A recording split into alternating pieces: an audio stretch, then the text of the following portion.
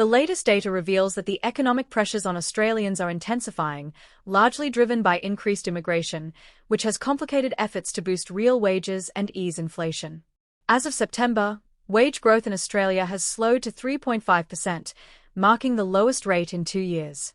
Despite the government's campaign to strengthen wages, inflation-adjusted wage growth stands at a modest 0.7%, falling short of Labor's earlier promises.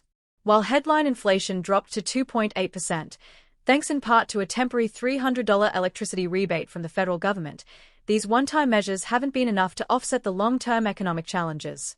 According to recent data from the Australian Bureau of Statistics and Treasury Secretary Stephen Kennedy, a significant influx of migrants, around 449,000 people, was forecasted for the 2024-25 financial year.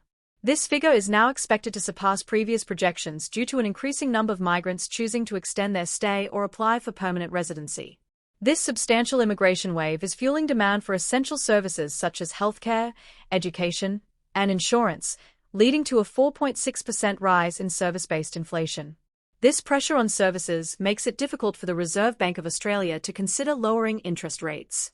Daniel Wild, Deputy Executive Director of the Institute of Public Affairs, points out that high immigration is exacerbating the cost of living crisis, with underlying inflation still above the Reserve Bank's target at 3.5%. Wild notes that Australians, particularly in major cities, are struggling with the impact on housing and living costs, as the rental vacancy rate remains critically low at 1.2%. SQM research reports that house rents have increased by 4.9% over the year, bringing the average weekly rent to $837. Meanwhile, property prices in capital cities have surged by 6.5% to an average of over $1 million.